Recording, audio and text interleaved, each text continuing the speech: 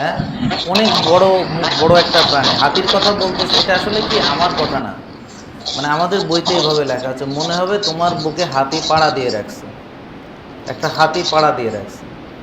এখন হাতির পাড়া তো আমি খাইনি, কিন্তু আন্দাজ করতে পারি, বুঝলেন না, আন্দাজ করতে পারি যে একটা বুকে এমন জোরে চাপ, এবং বলা হয়েছে যে সে মৃত্যু ভয় পাবে ওই সময়, এবং আজরাইল দেখে ফেলাবে। মানে আজরাইলের কথাটা বইয়ে নাই, এটা আমি বললাম আর কি।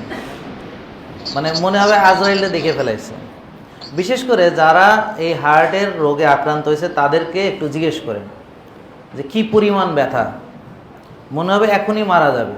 গা দিয়ে কালো ঘাম ঝরতেছে, ঝরঝর করে ঘাম ঝরতেছে, সে মনে করছে এখনই মারা যাবে, মৃত্যু ভয় কাজ করতেছে।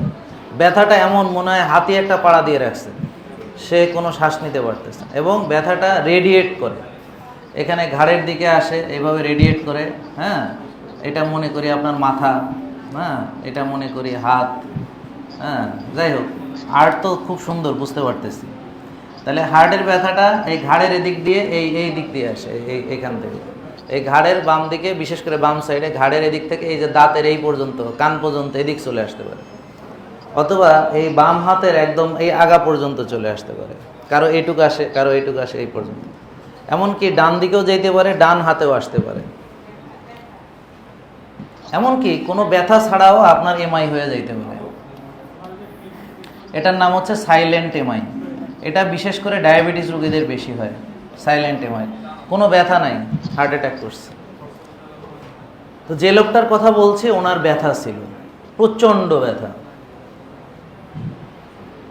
এবং রুগীটার সাথে সাথে কি হয়েছে, অজ্ঞানের মতো হয়ে গেছে। তাকে সঙ্গে সঙ্গে অ্যাম্বুলেন্সে করে নেওয়া হয়েছে, পরে তাকে রেফার করা হয়েছে ঢাকা।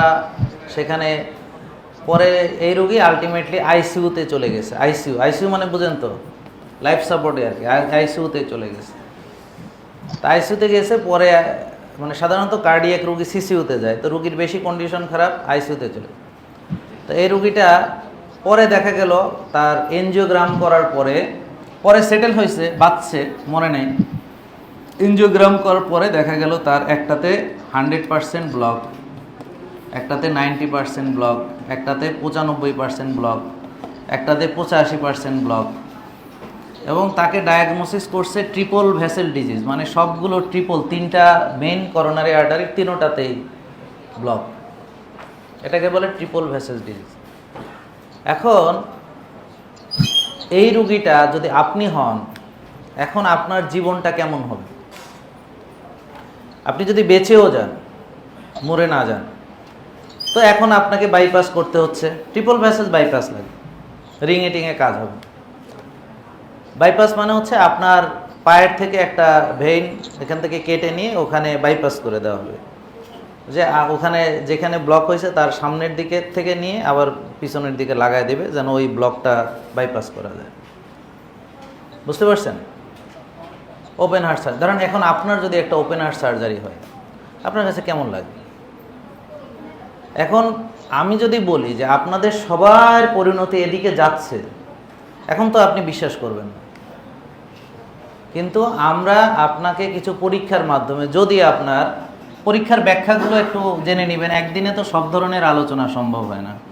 যদি দেখি আপনার সিআরপি বা প্রদাহ, এটা একটু মনে রাখেন, বলেন সিআরপি, সবাই বলেন, সবাই একসঙ্গে বলেন সি, আমার সাথে বলেন সি আর পি, সবাই বলেন প্রদাহ, বলেন ইনফ্লামেশন, বলেন ইনফ্লামেশন।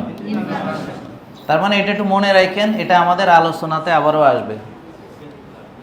যাদের সিআরপি বেশি তাদের প্রদাহ বেশি। এখন যদি আমরা এখন পাই আপনার প্রদাহ আছে, তার মানে আপনার ভিতরে এই ব্লক তৈরি হইতেছে। বুঝলেন না কথা? আপনার ভিতরে ব্লক তৈরি হচ্ছে। এখন আসেন, এই লোকটা, সে তার যখন ব্লক 1% ছিল তখন কি সে বুঝেছে যে আমার ব্লক আছে?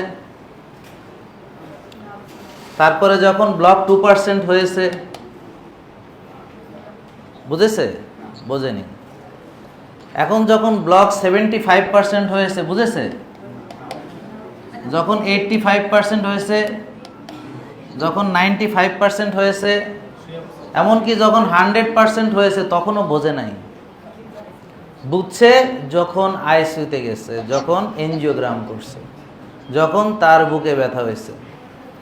এখন আপনাদের কাছে আমার প্রশ্ন যে তার 1% ব্লক থেকে 100% ব্লক হতে কত বছর সময় লাগে বলে আপনার ধারণা?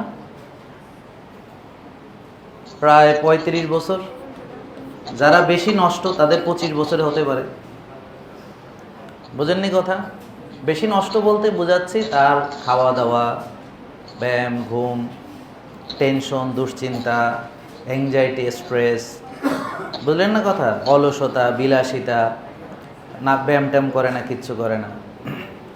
তাহলে প্রিয় দর্শক যারা অনলাইনে দেখছেন তারা কি বুঝতে পারতেছেন আমার কথাগুলা? কমেন্ট করে একটু জানাবেন যে বুঝতে পারতেছেন কিনা, এবং এই ধরনের ঘটনা আপনার ফ্যামিলিতে যদি কারো থাকে আমাদের সাথে শেয়ার করতে পারেন।